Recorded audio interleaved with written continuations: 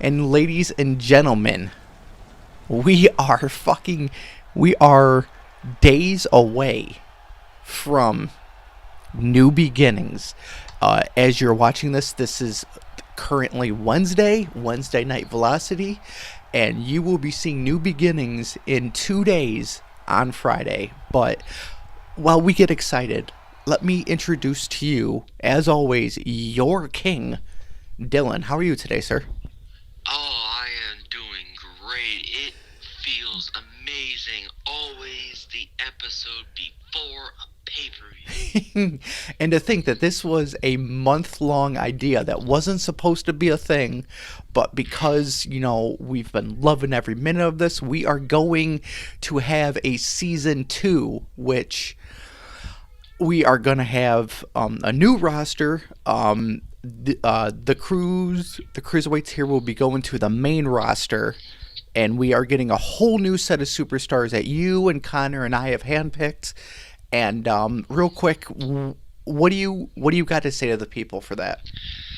Man, first off, I'm happy season 2 is the thing. Secondly, you guys are gonna love the people we pick for season 2. Especially the people I picked. I will say, I feel like we should let them know one superstar, and I will go first. I chose Titus O'Neil to be on Velocity Season 2. That's a good pick right there, honestly. Mm-hmm. Now, for me, he was my first pick, actually. Yes, sir. And I've been a big fan of his for a long time. Mark Andrews, the freaking wild-ass Welshman. Yep. And for everyone knows, we did not pick mainstream superstars because we aren't that type of brand. We are doing people that need a proper push, so you will not be seeing Batista. You will not be seeing John Cena. They're staying on SmackDown, and we're upbringing superstars that deserve it. And guys, the people we picked, we are going to have... You thought this season we had a shit ton of styles. You ain't seen nothing yet. Ooh, beautiful. But guys, that will season 2 will be starting along with SmackDown season 2 and Pitt's Pro Wrestling. So again, on Tuesdays it's SmackDown, Wednesdays is Velocity, and Thursdays is Pitt's Pro Wrestling. So you got a week's worth of shows with different people on commentary, and it's going to be fun. And then over on my channel, you got Global Wrestling. Yes, sir. Stomping Ground. You got Global Lucha coming up, which, depending on how it goes, maybe I'll turn it into a regular thing. Maybe I won't. Depends on how many of you actually decide to show up. Exactly. But, yeah, guys, again, I always say it, links are in the description, check his channel out. But, let's focus on the first match. Our co-hosts that are running Season 1, Daniel Bryan and Heath Slater, with their rookies in their corner. So I gotta say, man, this brings back memories of Nexus right here. I remember when the Nexus first showed up, and Daniel Bryan's about to go flying. He's flying. Daniel has wings. Ooh, beautiful. Beautiful drop kick. As I was saying, I have deep memories of the Nexus, and honestly, when I first seen them and they tore up the ring, I was actually afraid for the wrestlers' lives. Oh, right? Right? Like this was right before I had gotten to WWE, actually. I think around this time now, the concussions are kind of make things a little harder to remember, but I think around this time I was either in New Japan or Ring of Honor at this time, trying to get myself more out there and everything, waiting for WWE to finally make that call, because I was not going to run to them. They had to run to me. Yes, exactly. Well, as a proper king, we have to come to you, sir. We are, and that is what happened. I came to you and recruited you, and you, as a established champion, as a retired amazing superstar, I mean, who else would I have picked? Exactly. Nobody beats the King. No. And just for those who don't know, the reason why I'm the King is because of two reasons. Mm-hmm. One, I won a WWE King of the Ring. So, there's that. Oh, yeah. And two, I beat Jerry the King Lawler in his own town of Nashville. So, Beautiful. Technically, I'm King of Nashville right now. Hells yeah, brother. Hells yeah, brother. Sorry, Jerry, but, yeah, Nashville has a new king here, and, I ain't giving that spot up anytime soon. Oh, hell no. And I will hop back in the ring and gladly defend that title. And speaking of top spots, focusing to our competitors here, Daniel Bryan, we know, had a long career and everything, but what about Heath Slater? Was he used to his maximum, or do you think he got enough? I don't think he was ever actually used enough. Like, yes, he's a great comedy act, but if you let me bring you back to 2010, I believe it was, when the Nexus came out. Okay. Now, I know you're a little bit younger, so maybe remembering isn't your forte on that part, but now Heath Slater in 2010 with Daniel Bryan, Wade Barrett, Skip Sheffield, Darren Young, Husky Harris, yes. Out of all them guys, Heath Slater may not have looked as dangerous, but trust me, he was. Mm-hmm. He was, like, if you put him in the right group, because let's face it, with the Nexus, it was a beautiful combination of styles right there. Like first off, Heath Slater has that country wrestling style that you don't really see too often. Right. Then you had Justin Gabriel, who's a mix of high-flying plus the luchador style. Right. And for those who don't know, high-flying and luchador, yes, there is high-flying and luchador, but those two styles are very different. Right. Then you also had Husky Harris, who he wasn't a part of the original Nexus, but he is still but his style was still very different from the rest of them. Oh, and looks like, and Daniel Bryan makes him tap out. Damn, yeah, I've been in that leg hold before. That shit hurts. Oh, yeah. Although there's one leg lock you don't ever want to be in. Because, let's face it, that shit hurts a lot. Oh, yeah. It's called the Indian Deathlock. Oh, wait, do we have something going here? No, we can't.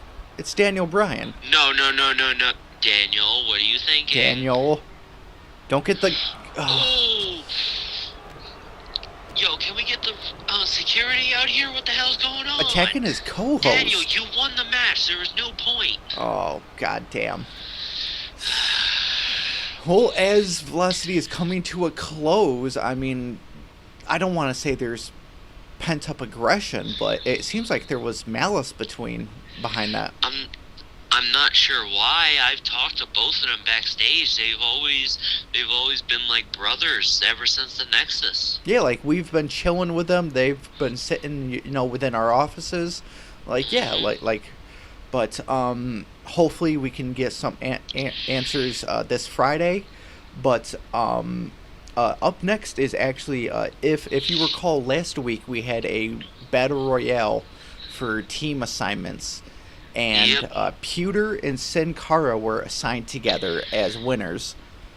And that's such an ass-backwards tag team right there. Right? So Zack Ryder and Chad Gable will be facing Finn Balor and Chavo Guerrero. This match right here, like, you got 4 different styles right here, honestly, and it's fucking amazing. So how would you describe the 4 styles? Well, you got Chavo Guerrero with the pure luchador wrestling. Not just high-flying, pure luchador. Mm-hmm. Then you have have Finn Balor, who's more of an aggressive high flyer. Yes, he's flying all over the place, but at the same time, he's going to hit you like a bag of rocks. And he is the current number one contender for the Hurricanes title this Friday. Yes. Yes. And then you have Chad Gable, pure wrestling. I'm talking about Olympic amateur wrestler. Olympic mat wrestling right here. Yes.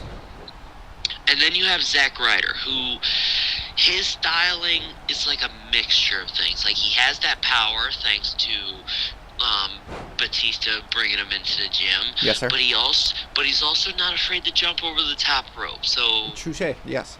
Power, high flying combination, sort of. But also, you could say that he also has, the backings of two other superstars. His best friend, his best friend and former mentor, Edge, who he worked with for years.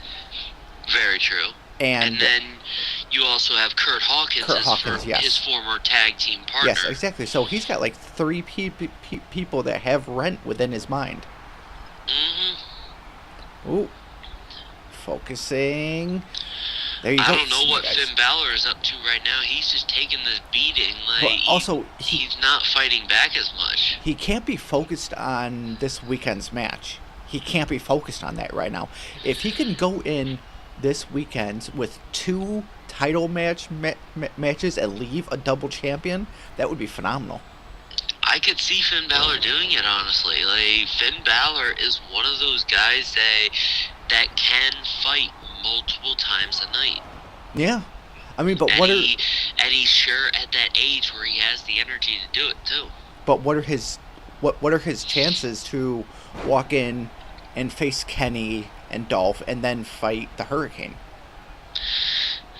Well, as long as the matches are not back to back, I think he'd be all right. But if they are back to back, he's screwed. So as a special edition, before every rookie match, the respected assigned pros will be facing each other first. So before the Cruiserweight title match, it's going to be John Cena versus Heath Slater. Nice. Yes. And then you actually just reminded me. I have a little announcement about Global Lucha. Okay. I'm bringing 2 people out of retirement right now. Ooh, okay. What's the news? And they're gonna start out the match. 2 of the biggest names in lucha wrestling. Okay. Vampiro versus Juventud Guerrero. Oh, I remember in a Juventud. first blood match. I remember that man, Juventud Guerrero. Mm-hmm. I remember that man. Yeah. And another thing, I'm asking if anybody wants to put their masks back on, because as you know, some wrestlers have decided to take the mask off. Yes. Others have lost it in a mask versus whatever match. Right. Juventud Guerrero will not be wearing his mask. However, he will be fighting in a first blood match with Lucha Underground's own Vampiro. Okay, beautiful. Mm-hmm. Ooh, nice roll with the ankle. Yes, Chad Gable can pick you apart. Oh, I don't know what just happened. Oh there. yeah, I don't. Chad Gable just can pick your body apart one body part at a time, and honestly, it's a scary thing. So I do feel that I need to announce that in the back right now, Sin Cara and Daniel Puder are waiting to run out to the ring. So what sucks about this is the winners have gotta immediately fight the number one contender team in Daniel Puder and Sin Cara. So if, say, Finn Balor and Chavo win here tonight, they immediately have to face the 2 assigned team and try to win a second match. Then these 2 teams might want to end their match as quickly as possible, so they don't have to suffer as much damage. Honestly. Yeah. 'Cause, honestly, I I would love to see Chavo and Finn Balor hold some gold, but let's... Oh, and Finn Balor making the save right there, but Zack Ryder... Oh, he picked up Finn Balor, but I guess he saw the ref looking at him, so he didn't want to get disqualified there. Ooh, nice strength by Chad Gable. That's why I'm always a fan of his style of wrestling. And Chad Gable actually allowed the tag. I guess he wants Finn Balor. Maybe this is him trying to say he deserves a shot at the title. Ooh, maybe Step Up Enziguri by Finn Balor. Yeah, but this was clearly a mistake by Chad Gable letting Chavo get the tag. Yep. Ooh, nice rolling. Maybe not. Nice rolling heel kick. Oh, there you go. 1, 2. Oh. Chad Gable almost got a win over the #1 contender. That might have had to shake things up for the pay-per-view, honestly. My God. If Finn Balor gets pinned, is that going to hold rent within his mind when he's facing the Hurricane? I don't know, but we're about to see Finn Balor go flying. Oh, that's beautiful. Finn Balor's amazing. I mean, he's... Oh, what's Chavo doing? He's not getting back up on the rope. I think he's trying his hardest. He's trying his hardest. Maybe he suffered an injury that's preventing him from getting up there? I'm not sure. Is that going to prevent him from stopping a pin, though? Like, that's the question, too. Maybe. Oh, there you go. Oh, there he goes. There we go. Ooh, Zack's going up. What could Zack be doing up there? Ooh, kip up like Shawn Michaels in '99. Oh, man, we just seen a little bit of Shawn Michaels out of Finn Balor. Ooh. With that kip up. That's beautiful.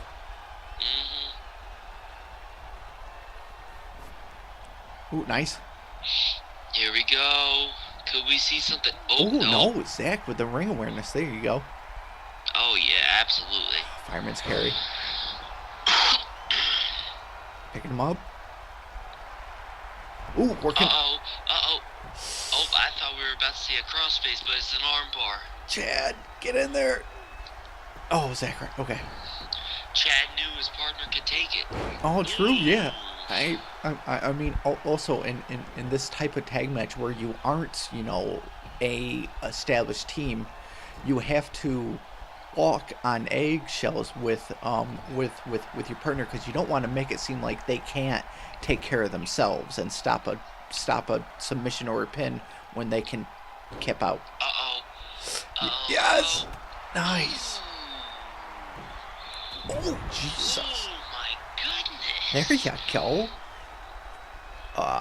Chad Gable might be in trouble. Oh, I thought that was the Three Amigos. Oh, I thought, yeah, we were about to see Three Amigos, most definitely.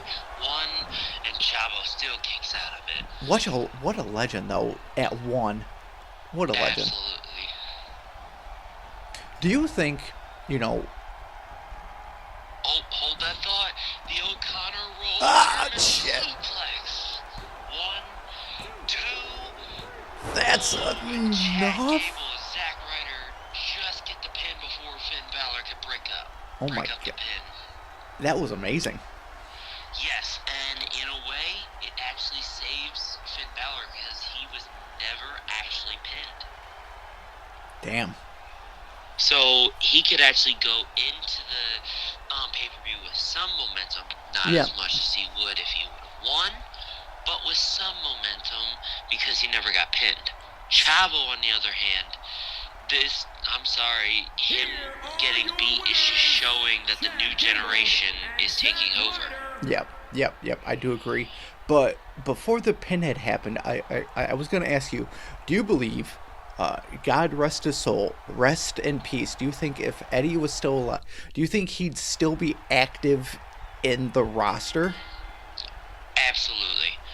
Like, whether it's teaching, wrestling, or even just coaching backstage, he would absolutely be involved in wrestling. Okay. And honestly, I think his daughter Chavo Guerrero would actually be more into wrestling if he was still around. Honestly. Yeah. I mean, because that's what happened with Dominic. Yes, Dom Dominic had Rey Mysterio always there, and sometimes even Chavo and other Guerreros. Mm-hmm. And even Rey Mysterio's family. So, and speaking of Eddie and his family, what did you think when Vicky signed over to AEW? Honestly, I'm glad she signed over because her whole thing of being this bad GM person, like, it was kind of getting old. Like, yep. We know Vicky was always good as a bad guy, but let's face it, the whole excuse me yep. screaming thing was getting kind of old. Yeah. Ooh, Sin Cara. There you go. There we go with Sin Cara right here. So this match will determine us the official #1 contenders. And then, as that being said, as soon as we get our #1 contenders, I will announce. Hold on.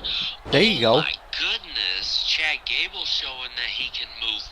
That he can move a little bit. Oh yeah, but like I was saying, as soon as we get a definitive tag, I'm going to announce the pros that will be in their matches first. Ooh, all right. Go. And then here we go with a beautiful Hurricane Rana by Sin Cara. Okay, I didn't see Sin Cara actually tag in Pewter, but okay. Beautiful. There you go, working over Zack. Come on. The experience of Zack Ryder should outmatch the likes of Pewter. It should, but Daniel Pewter has been using his superior strength. Yes. As much as I hate to say it, he does have superior strength over most of the wrestlers in the roster. Nice knee. Yeet. Nice. Zack attack by Zack Ryder. Oh. That was, fun fact, that was actually his original finisher, but it didn't seem like it was actually doing much, so he changed it. Oh, really? Mm-hmm. Yeet. Daniel Pewter with a beautiful power bomb. I can't stand the mofo, but he does do a beautiful power bomb. Well, we can safely say that either after tonight or after Friday, you will no longer have to commentate over Pewter. You'll have a new set of roster. Thank God for that one, because I'm honestly sick of seeing the dude. Oh, but so last week when Daniel Bryan was doing woo woo woo, you know it. That boot, man, that shit hurts your jaw when you get hit. So I gotta ask, what is more devastating, a running knee kick or a running elbow?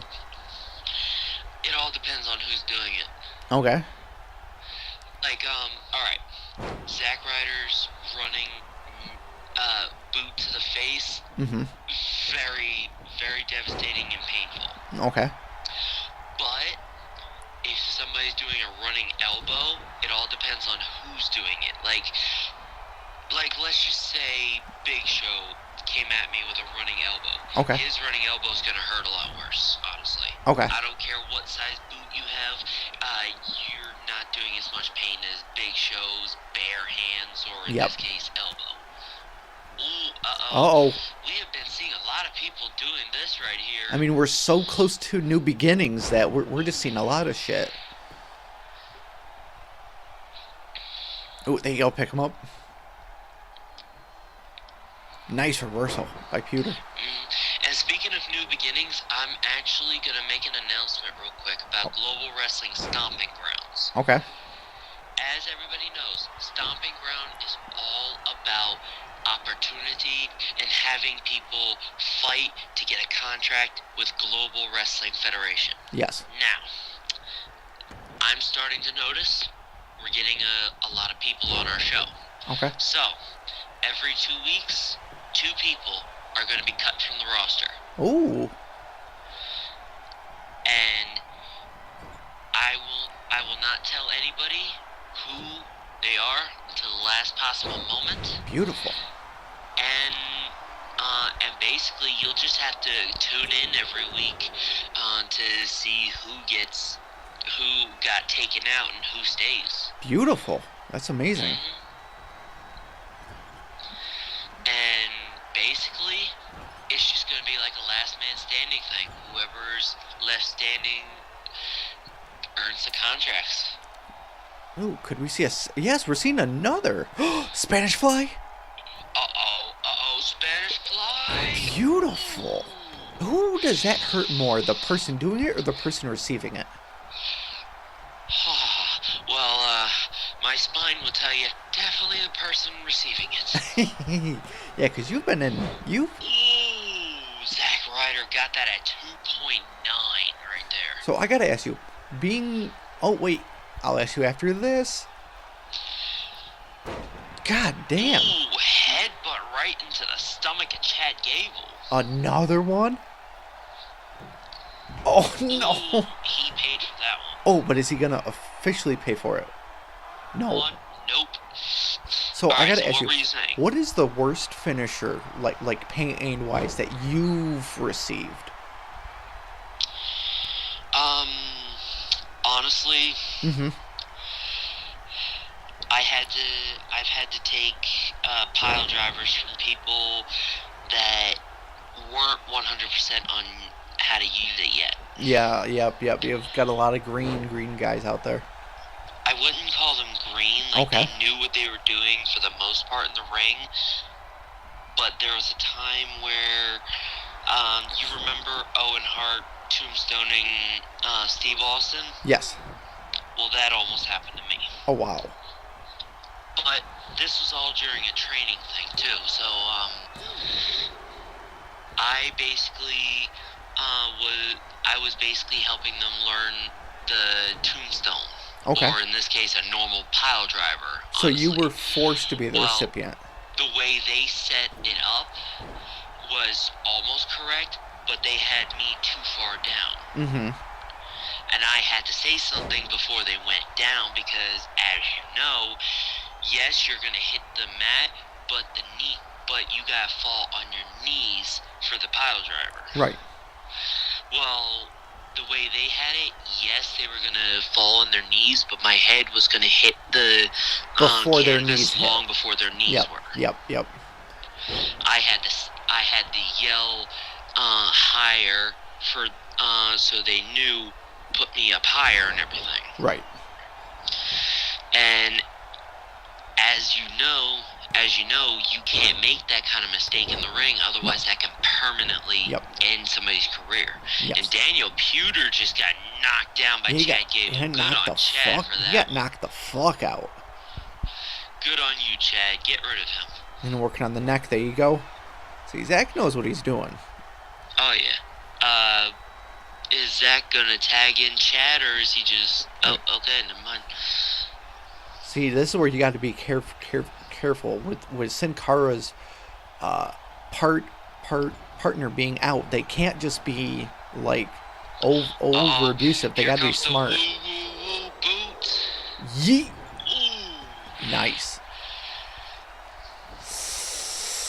Is that enough? I don't think so. 1, 2, and ooh. Puder would have stopped it. Sin Cara kicks out of it. Sin Cara, watch out! Ooh. Ooh. Nice. I guess Sin Cara missed that first kick. Sin Cara it does happen from time to time. You miss the first kick, and then they take advantage of it. Yeah. Ooh, nice uppercut. Ooh, beautiful. I will say the one move I would not want to take is JBL's clothesline from hell. Like, he put his full forearm into your neck. Oh, I can think of a couple people I'd rather not take a clothesline from. Oh, really? Oh, yes. Now, as you said, JBL's clothesline is devastating. Mm-hmm. I should know. I had to take it when I was younger. Mm-hmm. But there are people with a more devastating clothesline, but not for the reason you think. More because they put too much into it. Oh, wow. like Ryback. Oh God, yeah. Ooh, and Zack Ryder knocked out Daniel Puder. I think somebody might need to check on Daniel for a second. Oh God. Oh, never mind. Daniel cannot have concussion. Like if Sin Cara wins here, for or them, he can't have a concussion. I mean, if he does, swanton on the Chad Gable. 1, 2, 3. And Sin Cara and Daniel Puder win the match. Damn. So we will continue your talk on finishers and everything in 2 days, Friday night, and guys, tune in for that, please. And with that, while we let them celebrate, we will see them in the next one. Ladies and gentlemen, yes, sir. This weekend, we'll see you. Thank you so much. Hope y'all enjoy Velocity.